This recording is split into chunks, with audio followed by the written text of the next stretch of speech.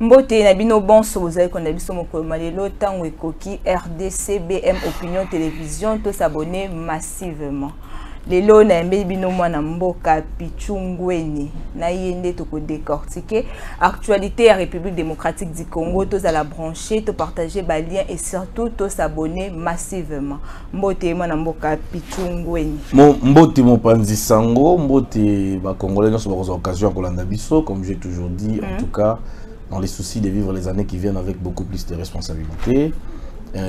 Tozali awa poto tonga ekolo na parce que mbote na baï diaspora et Afrique du Sud. Nazali président national il y a groupe il y a diaspora bengi KFF Congolese Freedom Fighters, les combattants de la liberté du Congo. On a pesi ba to na kamabango pe na CC Congo nazali coordinateur national et puis coordinateur national de la fondation les amis de Christine Lié qui a ongi Moseka wa Salaka. Autrement dit Open Believe. Donc voilà, sentiment d'état, sentiment patriotique, il y a mama bongo na chaîne Nabino et puis émission monene Otolandaka Tongo et Tango Ekoki RDC. Voilà. Parlons de l'actualité de la République démocratique du Congo. Tout député mission na dossier CENI. Tout le monde qui était CENI basangana ki mokolo ya dimanche pour ko bomisa matali élection na décembre. Kasi to moniete na ba province mususu pe nanu batu ba s'enrôler té. Il fallait qu'il va lancer enrôlement na Kwamutu mais ba reporter yango qu'est-ce qui fait que ba ndeko ya Kwamutu ba za bongo ba zo bongo ba carte. Maman mon pandisango, vous avez déjà la réponse avec vous. Boye bi ba exercition les gars na Kwamutu. Il y a eu quand même l'insécurité. Comment est-ce que tu as enrôlé Batona et si quand il va se déplacer? Mais quand c'est Seigneur dans ça qui était enrôlé. Non mais c'était, je dirais, palliatif, c'est-à-dire qu'il fallait à la tour des rôles. Parce que bande konaso ba katsa na Brazzaville. Vous avez suivi les VP Makenda Gitina Ngambo pour na kosolo na bande ko ba kende na Ngambo pour que ba regagner ba secteur na Wavandaka. Mais quand il y a l'insécurité, il n'y a pas que Kwamutu toke na Bunagana qui est assiégé par cette coalition Ugando-Burundo-Rwandaise autrement, au Batakaki Biso en 1997. Et les locaux dans le secteur Rwanda. Même Tozo qui n'a pas élection en 2011, il y avait même des secteurs où Batoa s'enrôler quitté. Donc les locaux ont bonne raison. Mais nous avons vu ce qui s'est passé ici. Donc Kamutu Batoa Koufi. Alors c'est-à-dire que l'insécurité va enrôler Batundegeni. Parce que mais tout à fait, il fallait rattraper parce que l'organisation de CENI, c'est vraiment une entité indépendante. Il faut que CENI organe ne fonctionne. Ce n'est pas au gouvernement que ça c'est ndengeni ya kosala. Mais mais je pense que la CENI va voir écoutant la peine en loi électorale, ce qui est allé couper sa bango pendingisa ya ko enrôler bato spécialement bato et bakimaki pour que s'exprimer.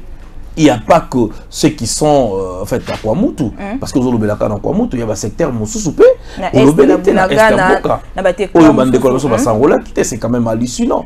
Souci d'habitude les alliés, souci d'habitude les alliés que Congolais n'y sont à s'exprimer. Congolais n'y sont selon la constitution, ils allaient bekoli kunzi. Ils allaient couper ça dans l'ingisa na Congolais n'y sont. D'abord en s'enrôler et puis à kende kopona, moponami, oye alingi. Oya kokamba mboka na 5 ans constitutionnel ndenge et saigné na libekoli kunzi. Et donc je pense que la CENI avec le président Kadima, il faut pas mekakotala ndenge nini s'il y a possibilité à enrôler bande kwana et ceux qui va enrôler yango est-ce que motune ko zali lisusu na bao bazali ba tirer des c'est na glissement parce que na STP ba territoire ebele bande rebelle ba s'enrôler. Mais c'est quoi le glissement d'abord? Et qu'on bouleverser calendrier électoral. Glissement, ils allaient non tenir à l'élection.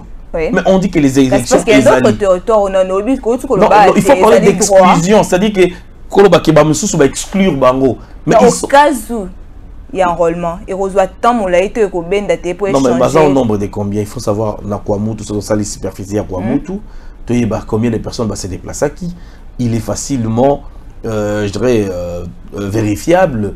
Et puis bateau ba kindana ba camp et ba réfugiés bazali là c'est rezali et ba service à frontière rezali ba bi combien de personnes ba katsaki combien de personnes ba zongaki ndenge salima ki na Ituri parce qu'il y avait quand il y a ba réfugiés au peut ba makiper matériel à CENI pour que ba ndeko na ba réfugiés ba s'enrôler pour que ba s'exprimer na ba comment na ba élection rezali koya Donc, il est juste question de canaliser Batir Yasseni pour voir comment est-ce que Bakoki Bongo s'enrôler, sachant que l'article 120 de la loi électorale, eux, ils allaient couper sa ndingisa, soit dans un parti politique qui a déposé liste de candidats, soit dans un regroupement politique, ou encore les indépendants, ou des individus, comme Yonangai, ceux qui ont postulé, vous êtes libre individuellement en tant qu'indépendant, qu'on ait déposé candidature.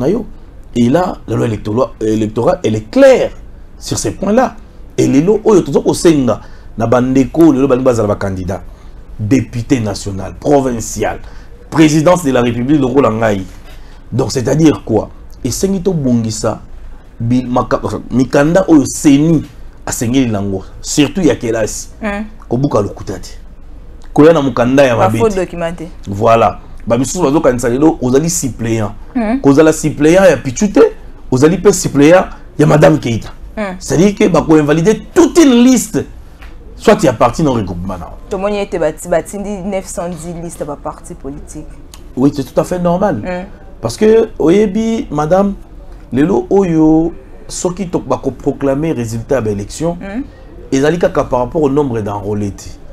Donc on s'enrôler autant de millions de Congolais sur 120 millions de Congolais existants, 60 millions va s'enrôler, soit 40 millions de Congolais va voter, c'est-à-dire que la majorité des Congolais votant, des résultats, il y a l'élection mais ils vont voter ou choisir au nom de nous tous. Voilà pourquoi tu vas dire que c'est un bail congomani, ne s'enrôler pour s'exprimer.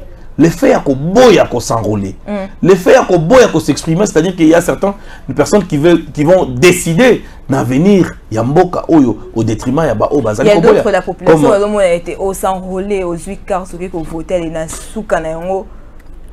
population Azali car na kati ya souffrance population a souffrir mais or que bato on tous voté en retour Bazali pour aider peuple congolais. Parce que tous allez voter bato malamuté. Parce que tous allez voter. Parce que bato votera ba on a babima. To batia kakotia. Non, ça je ne sais pas confirmer. Yonde mon pas sango. Oui, confirmer si vous avez réellement des preuves qu'ils allaient bangoter. Mais na yebil 18 ans en Kabylie, il y a des gens qui ont été nommés. Azala les députés étaient nommés. Ba tcheye wana azala parce que dans le lenge na bango ko sala la ils ont comment na ke bazala nommé té na peuple. Et aujourd'hui, grâce à cette décrispation politique, parce que tu as dit que tu répression, arma tungula koufi, ça sont somme.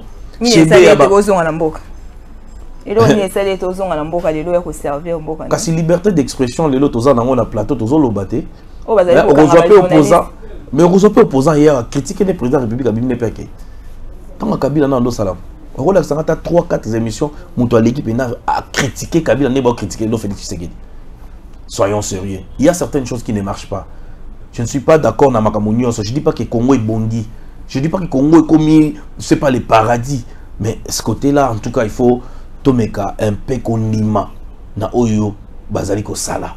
Parce que la liberté de presse, la liberté d'opinion, et bah bazali ko s'exprimer librement na mboka oyo. Librement. Critiquer même les présidents de la République, critiquer même les ministres, critiquer les généraux. Ils sont là, libres. Pour tout le monde émission et tout le monde a opposant. C'est pour dire que Tobandi quelque part, nous avons compris que Bissoba jeune, il faut s'intéresser à la politique à Mogana Bisso. Parce que ce sont les mêmes pyromanes sapeurs-pompiers d'hier qui veulent revenir à la chose.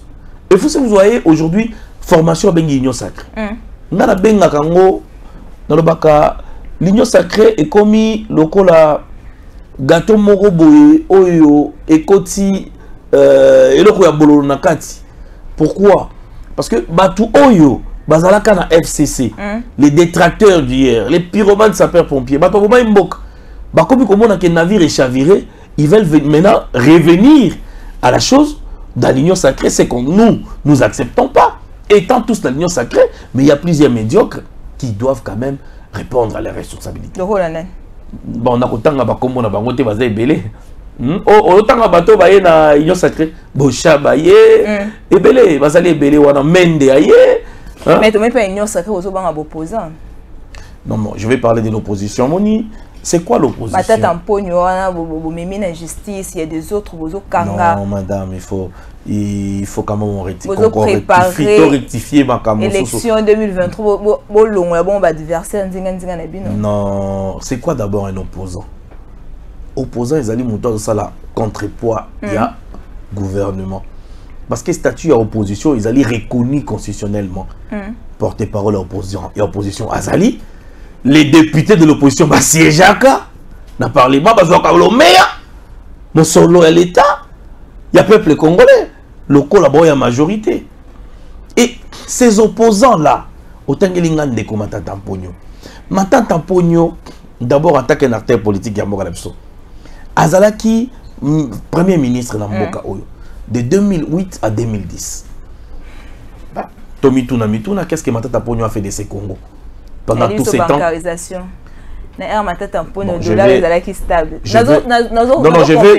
Je vais vous dire que ce que vous allez monter qui INES, Institut National des Statistiques, c'est Matata Mponyo.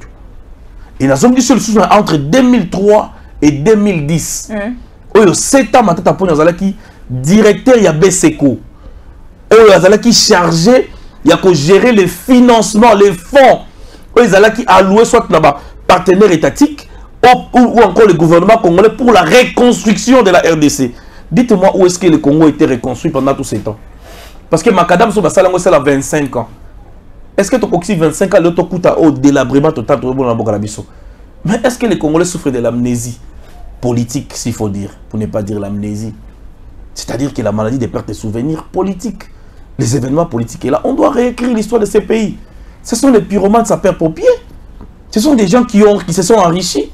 Matata Mponyo avant d'être ce qu'il est, mais il a gagné Mbongo. Boukangalo, c'est un dossier qui a existé, madame. Donc, on s'est passé sur certains dossiers au Congo. Laissez la justice faire son travail. Matata Mponyo s'est déclaré à l'OMI qu'il n'a pas pris à confronter justice. Mais au commun de Bosso a justice aux Olé Gaporani. Parce que ça présumé innocent. Mais c'est sa carrière politique. Mais est-ce qu'on a dit que Matata Mponyo est coupable? Et ça, le rôle de madame Batini de quoi invitation. Yo mon invitation à juge, au acharnement. Tant soit bien le cas de renseignant. Tant soit bien yo, tout le monde. Mais ce qu'on a innocent, bah quoi quitter yo.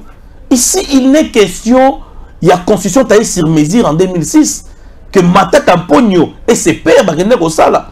Aujourd'hui, bah changer constitution la pour que Matata soit intouchable. Comment est-ce qu'aux États-Unis même le Tomoni Trump a été interpellé dans la justice? Un pays comme le Congo, Matata Mponyo s'est dit qu'il n'y a aucune institution du pays qui va juger un ancien premier ministre. Mais c'est hallucinant.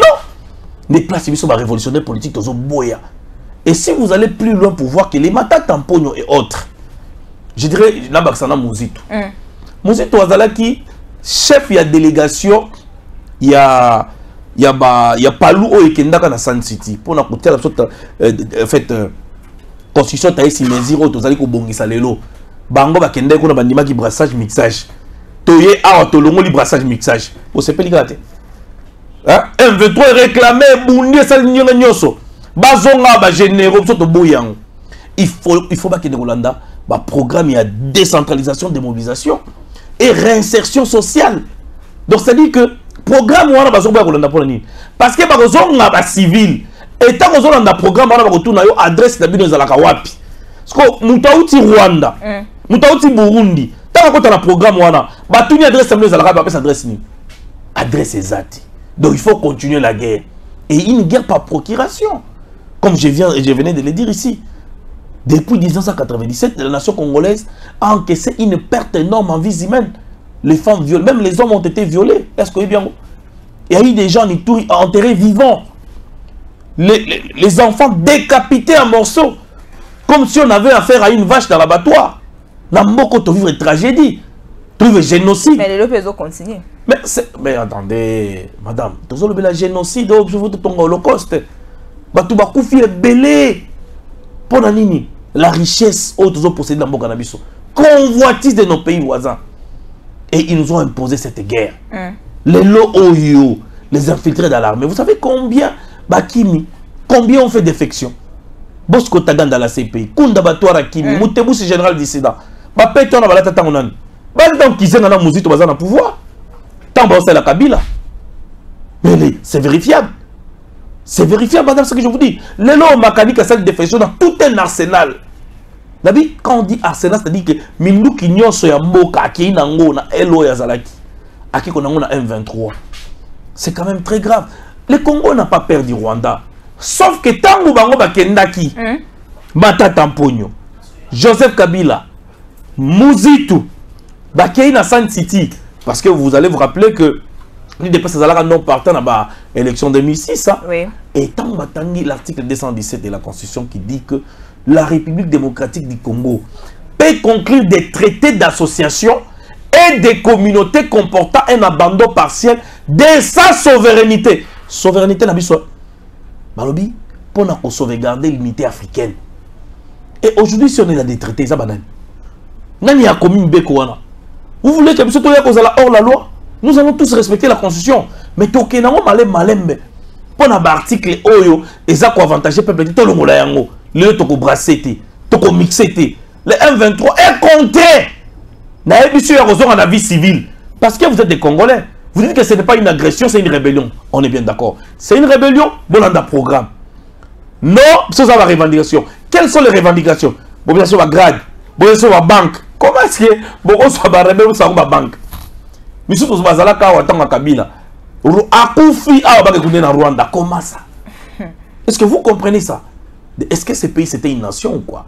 Et donc on ne peut pas accepter ce genre de choses, madame. Les autres sont opposants.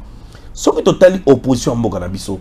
Tokuta en opposition, il y a PTT le rôle l'opposition de tout le monde. Donc opposant Zate. Qui est l'opposant de ces pouvoirs, madame? S'il vous plaît. Fayoulou Bazalit. Fayoulou, qui est opposant? Fayoulou a désisté la dernière minute. Katumbi Azali. Ndoba Siaboua qui éponge. Ah bien non, Fayoulou a trahi Razouila. La famille fichier électoral, il faut vérifier madame. Ah, mais l'anda Ndomba c'est député à la Mouka. Il a décidé pardon. De là, ça dit point de presse n'est pas. Ah, Ozala qui connaît madame. Bolandi et madame, alors binini. Fayoulou a trahi Bisso. Azul au maire, Fayoulou Azul au maire nan. Tangu Fayoulou a kiei Katanga. To ebisaki bandeko. Bayoka kite. Fayoulou jour à ça la discours naïe qui a désisté naïe dans le processus électoral. Lobby et Landi.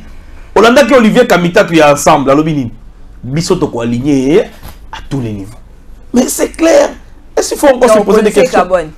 Opposition Carbone était à qui va voir ensemble. Sachant que Batouna est opposition. Oh, il y a décidé. Baza soldé ensemble. Parce qu'ensemble, ils ont se lié le meilleur. Et c'est clair. Est-ce qu'aujourd'hui, Katumbi a parlé l'engagement de Fayoulou? Non. Fayoulou a parlé l'engagement de Muzitu? Non. Muzitu a parlé l'engagement de Kabila? Non. Mais Kabila a parlé l'engagement de Jensena Denis Sanga? Non. Mais qui est l'opposant de ces pouvoirs pour jouer les grands rôles? Est-ce qu'aujourd'hui, est-ce que Bako Bissabso candidat unique qui est opposition? Et vous allez. Mais ce qui va causer dans la Moukate, on a vraiment incompétent qui sont. Il y a gérer l'organisation non gouvernementale. Tout ce que le monde va accepter. Oh. Non, non, non, tout ce qu'il a la partie politique. Pardon? Ce sont des organisations non gouvernementales. Oui. C'est pas les organisations de l'État. Dans 2023, Union Sacrée, Mataba Kita. Deuxième mandat. 2023, je ne vais pas parler de deuxième mandat. On est légaliste. Je veux que le peuple s'exprime. Tout ce que nous peuple est souverain. Et bateau bazomona qui sont capables, qui sont ambitieux, jeunes, papa, maman, et surtout total la loi électorale, le loi Mambasei. Ils ont avantagé mingi basi. Ba maman bo telema, bo que ne ko postuler. Biso to chabino maboko. Nous avons 2-3 mamans, on a foutu le banc de caution. Hein? Pour que tout le monde a maman va représenter le Hollande. Oui, numéro. Numéro dans les années, ça. 09 96 72 95 26. Tous à la légaliste. Tout n'est pas bon, tout n'est pas rose dans ces pays, c'est vrai. Mais n'oublions pas. Moi, c'est pas tellement la tête. Oui, je veux même voir les femmes dans la présidence de la République. Bassi, va postuler. Peut-être qu'au sourire, chance Nabango, c'est la démocratie. Nous sommes des démocrates. Les problèmes, ils que contestation et dans tous les pays, même aux États-Unis. Oui, le Oyo, les Congolais, il faut comprendre le Komoko. Jeunesse congolaise et jeunesse commis éveillée. C'est plus comme les temps anciens. Tu vas s'occuper de la politique. Et les Oyo, le jeune va s'enrôler dans la armée. c'est très important. Plus de 20 000 soldats congolais, tous ont réformé l'armée Nabiso. Au Kabila Boma, dans les 18 ans, il y a répression. Dans les 18 ans, il y a massacre. Dans les 18 ans, il y a force commune, mais gestion. Dans les 18 ans, il y a pauvres, comme riches dans le Congo. Il y a une entreprise, comme une entreprise dans le Congo. Il y a un port, il y a un port privé. C'est créer une amitié, nous appartenons à Libanais, Indiens. Et vous allez comprendre que l'économie, le rôle de la ville pour eux, c'est qu'ils sont Indiens, Libanais, Indo-Pakistanais. Parce qu'ils ont le pouvoir d'achat. Et aujourd'hui, dollar, ils ont balancé, ils ont balancé les Kiti. Parce que ces gens-là ont l'économie entre leurs mains. Mais la nuit, non, mais il est question d'importation, exportation. Qu'est-ce qu'on importe, qu'est-ce qu'on exporte? Les économistes seront d'accord avec moi. C'est aussi ça. Les usines de l'eau, comme ça, les usines à montage, en Akshasa. Est-ce que tu as bien en Est-ce que ça, on ne peut pas applaudir? Et sauf que tu as dit qu'on attend à Kabila, tu as 5, 6, 7. Et comme ça, on Congolais mis ça là. Et c'est quand même quelque chose autre pour comprendre. Je vais vous donner un exemple, madame Baye Bazar Rolandangaï. Quand on a commis, on a comme un livre dans le bas qui Ituri, terre d'avenir. J'écrivais la guerre du sang en RDC, Ituri victime. Je parlais plus victime à Ituri. Tant on a quel dossier, on a un dossier moko, il y a une compagnie de télécommunication. Boulandanga Malamba Congolais. RTL Monnaie. Comment on appelle ça? M-Pesa Monnaie. Africell Monnaie. Tu vois ce qu'on a dit? Orange. Orange Monnaie. Mais ce sont des banques numériques. On va déclarer dans l'État comme étant des services supplémentaires dans la télécommunication. Oui, mais pourquoi? Parce que l'État. Parce que l'État congolais aujourd'hui, au lieu de contrôler les compagnies de télécommunications, c'est les compagnies de télécommunications qui gèrent l'État. Est-ce que vous comprenez? On a payé les États-Unis. Et l'État n'a pas contrôlé les compagnies de télécommunications. Mais ici, nos techniciens, est-ce qu'ils sont capables? Est-ce que l'État des techniciens vont contrôler les compagnies de télécommunications? Exact. Tant qu'il y a RAM est qui m'a je n'étais pas pour RAM. Mais RAM est amené bisonine. Donc, il y a un nombre d'abonnés. Il y a des télécommunications. Nous avons réclamé au moins 40% pour la refoutre en redevance à l'État chaque année. Combien les compagnies de communication ont à l'État? Des millions de dollars, ils ont s'envolé. Et ces gens-là devaient payer normalement la redevance dans BCC, aux Banque Centrale du Congo.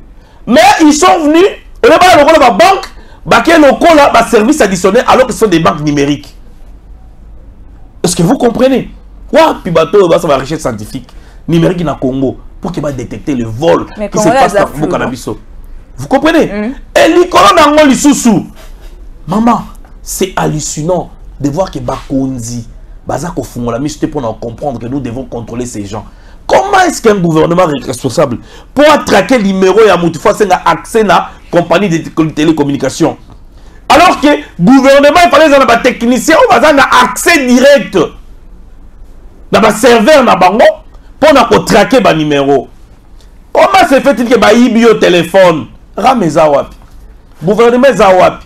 Baleve Moutou. La vie province de Kinshasa. Bazo benga na numéro yebani zo monana. Mais pas comme teza numéro plaque ezo bako identifier. Ils a répété? Non mais bako identifier Moutou à partir il y a SIM card. Parce qu'ils ont un relais d'antenne moko ils ont fait ça. S'ils étaient sincères, moi je dirais que ces compagnies de télécommunications sont complices dans makambo ezali koleka. Comment est-ce que nakati ya Moutuka nakati ya mboka oyo insécurité ezali la police est moka comme insécurité? Et surtout ça. Azotambola d'abord na Moutuka ezanga plaque. Oyebité omonika soda moka kiti na Moutuka ya police ezanga plaque. Akosala oyo lingi akei okofunda ye wapi? Et puis policier là t'as même pas comme là. Au bon kaka ba on retourne azalaki moulayi azalaki ndenge nini ba milayi baza combien dans la police? C'est hallucinant. Général Kassongo ba soldat na ye ba policier na ye lelo oyo plus de 5000 policiers non matriculés, plus de 5000 bon on a mis tout que les gars ba Kasangulu. Ah Fachi merci de insécurité comme bafutaka bango te yako bazalaki déployer dans ville province à Kinshasa les policiers ont préféré quand on ba couple donc azawana kaka pour menacer population et non ko assurer aux ezali bon droit. Madame, quand je dis non matriculé, c'est-à-dire que bazoy ba côté na police c'est-à-dire nga cop azana matriculé. Donc on continue cop na ira. Bafutaka yepete siko boche na rond-point ngaba ya osani. Okangami tuka. Après osani. Mais c'est ça. C'est ça. Nani a côté sa batoana ba comme policier. Tout le monde les policiers presque se comportaient comme des kuluna. Azowela volant na mutu. Policiers ont sauté une colonne moto le rola. Mais c'est grave dans ces pays. Général Kassongo doit nous expliquer. Depuis tout comme il a pouvoir oyo. Général Kassongo azaka général ya ville province à Kinshasa. Ba plaque ya mafia. Ba indien ba libanais ba sala la mboko yo. Tanga Kabila. Et kota et ça qu'on circule. Ba to ministère transport ba yebi. Et kota ndengeni. Mais c'est à complicité avec certaines autorités. Général Kassongo doit nous expliquer. Ce que tu as dit sous maman. Il y avait un problème na IBTP. Donc ba kei ba élection ya ba étudiant ndenge salemaka bande ko bozolanda ngai élection ba étudiant salemi ba gagna ba bimi ba oyo bandima ki résultat te lokola ba fayulu ya IBTP ba tomoki malheureusement ba comme ko se comporter lokola ba hors la loi ba kangi ba barricade nzela na IBTP en face il y a OIA s'il vous plaît les institutions président de la République et résidence il y a président. Je dis en face IBTP. Batumi mutuka fimé za les calicolo. Ba autorité, ba activiste, ba jeune, ba bengi général Kassongo, azoka ta téléphone. Nga moko pe na bengaki. Azoka ta téléphone. Mais c'est le général Tinda Batoda Awa qu'il vient d'intervenir. Tinda ba oyo bazali censé regarder côté et ba côté là. Makambozo le kawa. Qu'est-ce qui fait que 19 personnes ba troubler université Mobimba. Batanga te ba pénaliser, ce n'est même pas la première fois. Nazo promettre na ba étudiant wana ba kokangama. La loi est dure mais restera la loi. On ne veut pas continuer dans un pays où on sala eloko alingi. On ne veut pas continuer dans un pays où ba kulu na baza ko vrai maman na moi makasi. Mais la police est là. La police est là. Pardon? Ah, il faut se poser des questions. L'auditorat militaire face aux actions de la peine. Hein? Parce que si la police n'agit pas. Non, Bakangamaka. Ça, je peux vous assurer, Bakangamaka. Vous avez suivi les chefs d'état-major. Hein? Le chef d'état-major, il a tonné pour dire que l'armée, faut qu'il y ait l'armée. Soldat nanda kwa chinois do sala nini. Soldat nanda kwa chinois. Nanda kwa indien do sala nini. Na ba concession ya batu. Na mboka oyo ba chinois ba soldat bazali. J'ai dit soldat pas policier. Aza ko sala nini. Ake regarder concession ya nani. C'est très grave dans mboka oyo. Biso to lobby que makambo il faut ici là. Pona zonga makambo ya ville province ya Kinshasa. Général Kassongo, musala na nini? Musala na nini na ville province ya Kinshasa? Ce qui est sima. Il y a un général, bakanga ye pour la commission, il y a ba PT, il y a la police, bakenda ko tripoter biloko wa bisa watu mususu. Vous comprenez? Donc ce sont des gens oyo, biso to lignité et le comportement sale des policiers. Heureusement président de la République atini bango bakende kuna, bakende ko yekola. Ndenge ni ko za la policier. Policier rôle na yo ezali nini? Battre la peuple na biloko na. Est-ce que madame, les gens on a chité dans le dossier il y a moins de sécurité on a demandé kotambola na comité na comment on appelle ça Pascal ou un temps on a commis na c'est à pont on a na liberté on a je me pose des questions na moni bato bazo kanga moto na oh banane bureau de mais il faut la bureau d'ango il faut la non mais je vous dis que donc, vous réfléchissez, mais un bureau de rôle na yo kanga moto pour que na moto wapi. Bana dépine basali boy ba moni passe. Tant bazali ko tia mibeko zo ke na avantage ya ba baza ko dikiter yango. Il faut qu'il y ait des peines, il faut qu'il y ait aussi l'auditorat militaire dans ma tenue civile. Moutou, akeko kanga moutou. Oh, ya sali mbebate. Mais il faut aussi l'interpeller. Les Congolais ont le droit de vivre librement dans leur pays et de circuler librement. C'est ce que dit la constitution de ces pays. Mais ça, c'est très grave. Il y a un autre chose qui Général Kassongo, on a CT. Insécurité et l'équi, Koulouna et l'équi. C'est partout, dans toutes les communes presque, je dirais. Même dans Bombe, il va y avoir Périk. Victoire, il faut aller la Périk. Mais ce sont des gens qui circulent là-bas. Donc, il y a comment on appelle ça, na poids lourd. Comment côté comment Pakadjouma, na quoi wana. Mais là encore c'est très grave. Batubazo la Périk. Mais ces enfants-là sont là. Police a tellement na ngambo bazo la motu Périk. On dirait la non-assistance en personne en danger na Congo existe sous-té. Moi mboka fils Pichungweni. Tozo chité malem mais pour to succès mission moko malelo to mona kiyo ozali pe coordonnateur ya ba ONG. Tout le monde qui descend sur les salams qui n'a pas de idiofa. Mon réalisateur Gims Lokumu à l'exception de l'image on a peut Hollanda. Les qui nini Wenjoana et soutenir Rabanani. Les alindés ni le mec un peu pour expliquer population. 30 secondes pour le mot très important. Na aussi un message à Tiningobila. Les gouverneurs de la ville province de Kinshasa. Atika ko chosifier une autorité provinciale atteint un conflit. Comment est-ce qu'un gouverneur de la ville, un respectueux, ou y compris nga, à qui ne connaît pas papa nabiso godem poike, aux amours na kinte, ou taso na mboka so wapi. C'est quel langage ça? Président de la République, t'as la bateau de ma gouverneur. Quel nzoko? Quel bon mi balé? Toi na nzoko moko na Congo. Toi la kana nzoko moko. C'est ça, madame. Ils ont un comportement immature. Ça, c'est l'immaturité politique. Parce que on peut chosifier mon ingate. Une autorité, on peut faire ça, c'est très grave. Et tu sais, la gouverneur de la ville, Azonga na itando qui passe à kene ko chosifier gouverneur qui a outa, il y a outa wapi. Bon, gentini a outa wapi. Il y a pas outa yumbi. Yumbi dans la ville. Hein? Non, mais c'est très grave. On a perçu André Kimbout a raison. Hein? On a perçu André Kimbout a raison.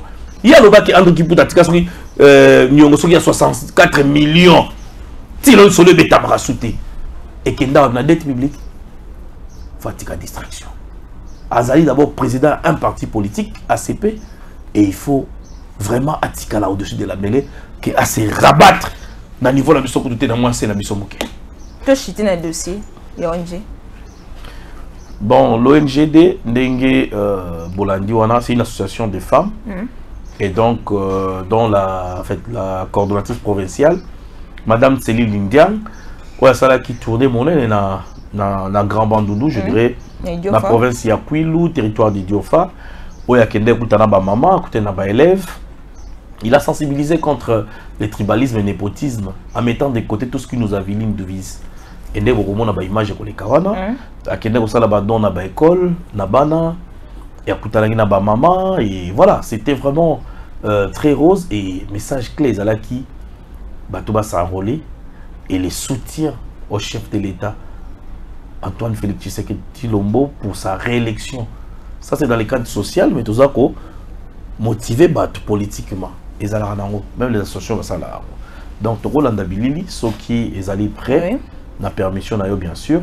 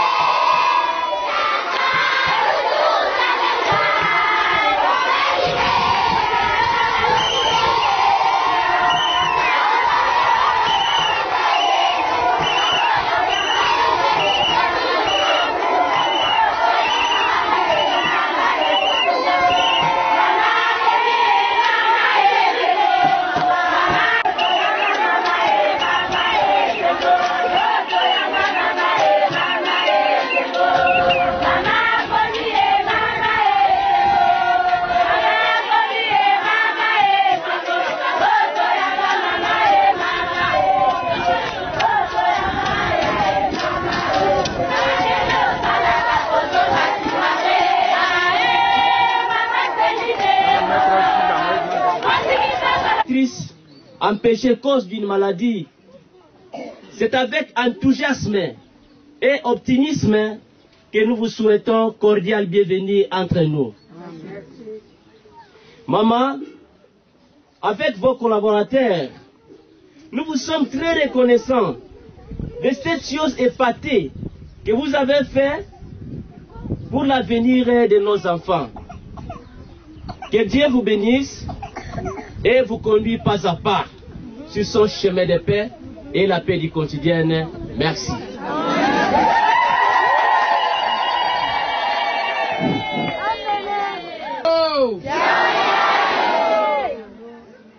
Bata tuvamba mubakasa ebe twabwe.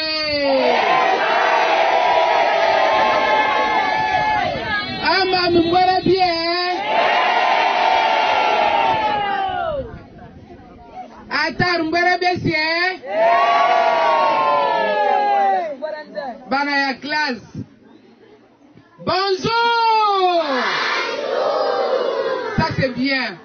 Papa, ba maman, bana bilenge. Meka tuka na Kinshasa samu na ukota na bwala yai. Ntete visite na munu. Mume kwisa na kubaka carte na munu ya électeur. Ya rolma carte na munu yo yai. Kima meka tula munu na Kinshasa samu na kukwisa kubaka carte. Si to commune suka émission ya mokolo malelo to s'abonner massivement na tango ekoki RDCP BM Opinion Télévision. Bonne suite des programmes. Tango ekoki yo yo yo. Tango yango yo ekoki. Papa Stéphane Balamwange. Oh yeah yeah.